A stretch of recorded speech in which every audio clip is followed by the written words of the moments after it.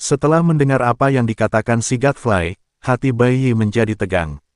Dia tidak mengerti bagaimana si pengganggu ini tahu bahwa ada orang di api penyucian. Mungkinkah Chen Ping menyebabkan keributan di Purgatory Field, membuat penguasa kota khawatir, jadi dia membawa orang ke sini. Bai Yi tidak jauh dari situ, gemetar ketakutan.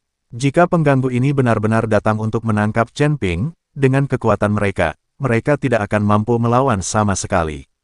Tuan kota, orang yang mengikuti ujian belum keluar, kata anggota staf yang lebih tua.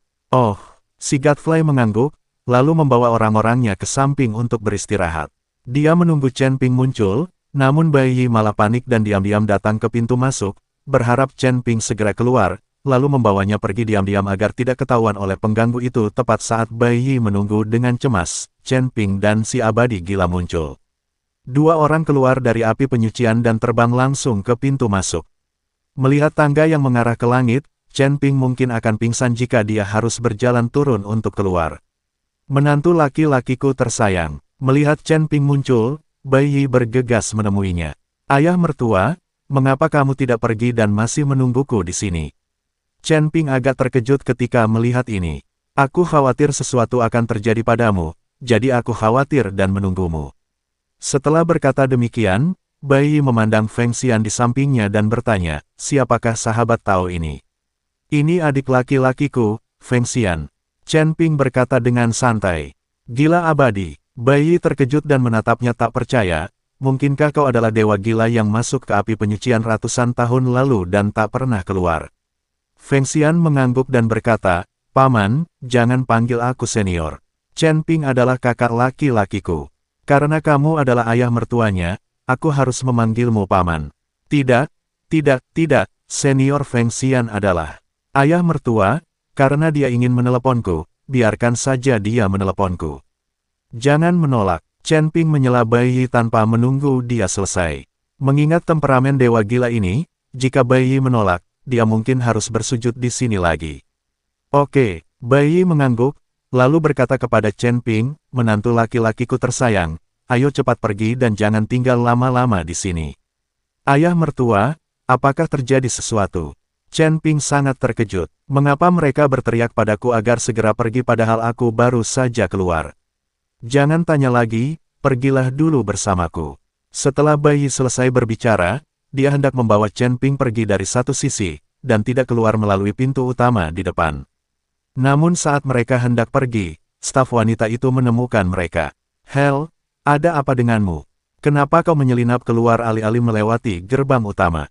Apakah kamu mencuri sesuatu? Kemarilah dan biarkan aku memeriksanya. Anggota staf yang lebih tua berteriak pada Chen Ping dan yang lainnya. Ketika Bai Yi melihat ini, alisnya langsung mengernyit. Dia sekarang dalam masalah dan tidak bisa melarikan diri secara diam-diam. Namun, melihat lalat pengganggu itu tidak kunjung datang, Bai Yi bergegas maju dan berkata, Kakak, kami tidak mencuri apapun. Kami hanya ingin pergi secepatnya karena ada sesuatu yang terjadi di rumah.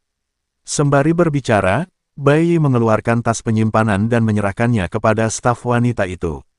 Melihat hal ini, wanita di staf itu melotot ke arahku dan berkata, apa yang akan kamu lakukan?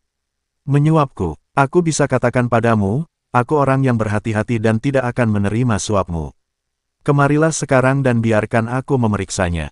Kurasa kau pasti telah mencuri sesuatu. Siapa yang kau sebut pencuri? Barang apa yang ada di sini yang layak dicuri? Chen Ping merasa marah ketika dia melihat staf wanita itu. Dia cuma penjual tiket, tapi diperlakukan seperti kader, dasar bajingan. Tutup mulutmu yang bau itu. Beraninya kau menuduh kakak laki-lakiku mencuri barang. Apa kau sudah bosan hidup? Melihat ini, Feng Xian melangkah maju dan menunjuk ke arah staf wanita itu sambil berteriak. Wanita staf itu tidak takut pada masalah. Setelah melihat peri gila, dia langsung bertanya, bagaimana kamu bisa masuk? Mengapa aku tidak ingat kamu memasuki api penyucian? Katakan padaku, apakah kamu masuk secara diam-diam tanpa tiket? Bayar uangnya sekarang, atau aku akan menangkapmu. Ketika sang dewa gila memasuki api penyucian, staf perempuan itu belum datang bekerja, jadi dia tidak tahu tentang hal itu. Sial, kapan aku pernah menghabiskan uang untuk masuk ke api penyucian? Aku selalu masuk secara gratis. Pada saat itu, Si gila abadi itu masuk ke api penyucian secara cuma-cuma namun staf perempuan itu tidak tahu dan mengira peri gila itu telah menyelinap masuk. Jangan sombong, tuan kota kita harus membayar untuk masuk ke api penyucian. Jika kamu tidak menebusnya sekarang, aku akan bersikap kasar padamu. Staf wanita itu hendak mengambil tindakan.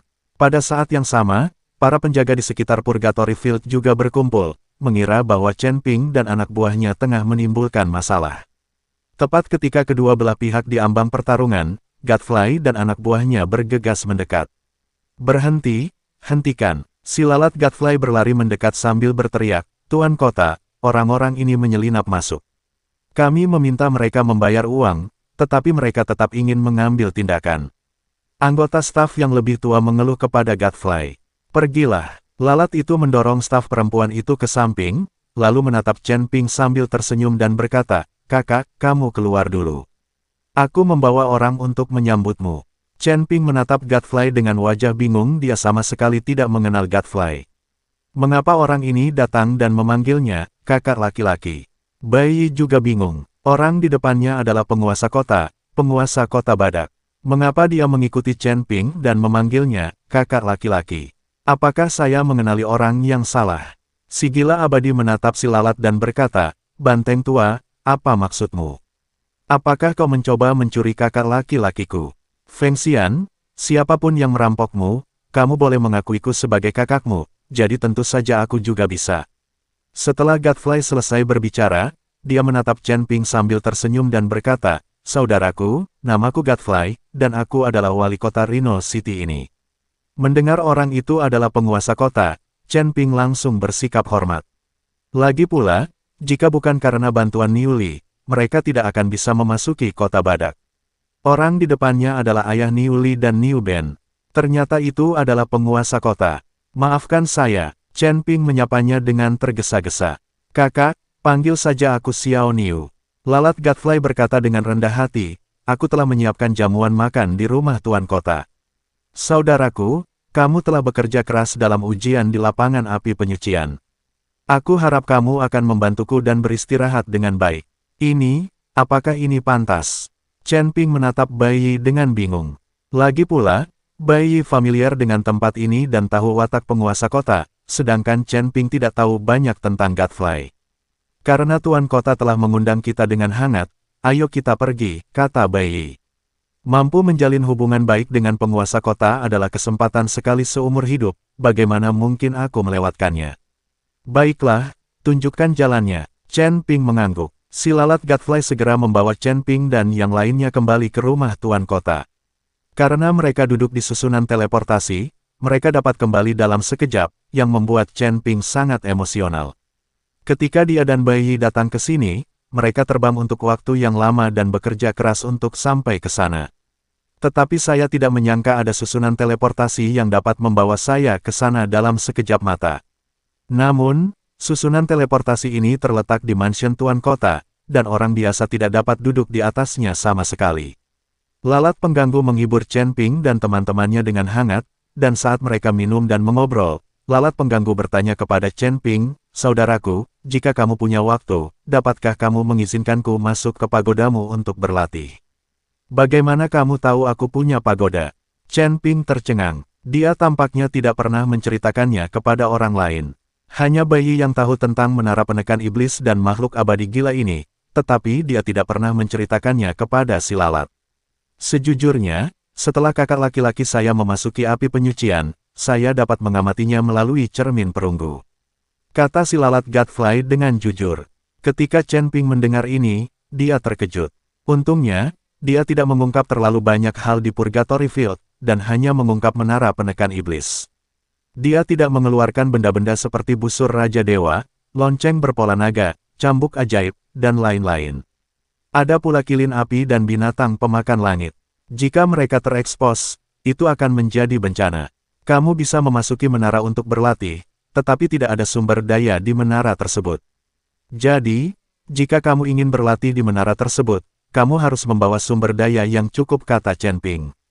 Meskipun 1 tahun di luar menara setara dengan 100 tahun di dalam menara, Anda tetap perlu membawa sumber daya selama 100 tahun, jika tidak, akan sia-sia jika tetap berada di menara selama 100 tahun. Jangan khawatir soal sumber daya, kakak.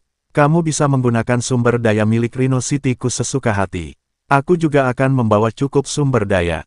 Sebagai penguasa kota, Godfrey tentu memiliki sumber daya yang tak tertandingi oleh orang lain. Selama kamu punya sumber daya, aku tidak peduli. Chen Ping berkata dengan tenang. Terima kasih, saudaraku. Aku bersulang untukmu. Si lalat mengambil gelasnya dan meminum semuanya. Melihat hal ini, Bai Yi berkata kepada Godfrey, Tuan Kota, saya punya permintaan, apakah itu mungkin? Berbicara, kata si lalat pengganggu. Bai Yi menggambarkan situasi pasar gelap di Rhino City.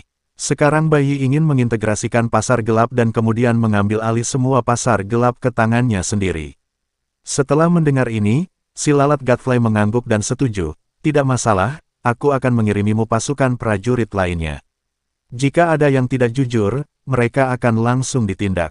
Jika saatnya tiba, aku akan melegalkan pasar gelap, dan kamu tidak perlu bersikap licik lagi. Terima kasih, Wali Kota. Mendengar ini, Bai Yi buru-buru berdiri dan bersulang untuk Godfrey. Paman, Anda adalah ayah mertua dari kakak laki-laki tertua, dan lelaki tua ini adalah adik laki-lakinya.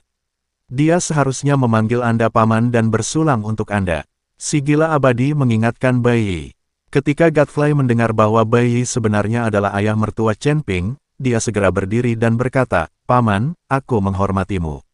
Mulai sekarang, hanya kamu yang diizinkan masuk ke pasar gelap kota Badak.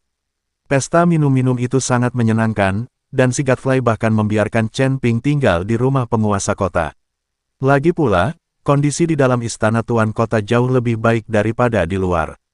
Pada malam hari, Godfrey mengikuti Chen Ping ke menara penekan setan dengan sejumlah besar sumber daya. Berlatih di menara penekan setan ini selama 1 malam sama saja dengan berlatih selama puluhan hari. Keren sekali, tetapi tepat ketika Chen Ping dan Godfrey sedang berlatih di menara penindas iblis, di Paviliun Tianbao, kota Badak. Puluhan orang berbaju abu-abu berkumpul bersama. Pemimpin di antara mereka sebenarnya adalah pemilik Paviliun Tianbao.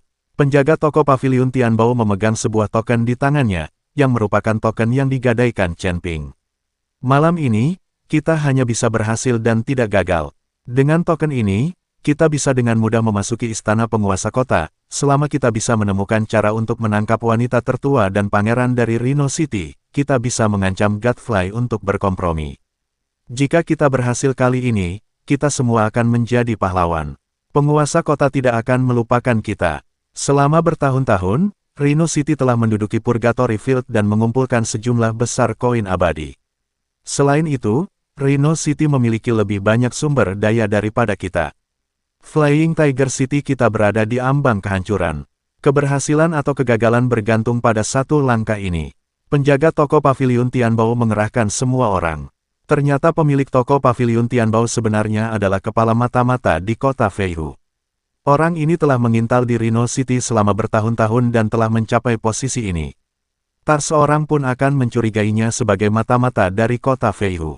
Ini juga alasan mengapa dia bersedia menggunakan 10.000 koin peri untuk ditukar dengan token di tangan Chen Ping, dan kemudian menyegel token tersebut sehingga Niu Li tidak akan menyadarinya. Bunuh, bunuh, bunuh. Puluhan mata-mata kota Flying Tiger, masing-masing dengan niat membunuh di mata mereka. Selama bertahun-tahun, Rhino City dan Flying Tiger City terus-menerus berkonflik memperebutkan sumber daya. Bukan hanya konflik antar 3 suku saja, tetapi juga konflik antar suku yang sama. Dari zaman dahulu sampai sekarang, semuanya adalah konflik yang didorong oleh kepentingan. Bahkan jika Anda mencapai surga dan menjadi abadi, Anda tidak dapat mengubah status quo ini.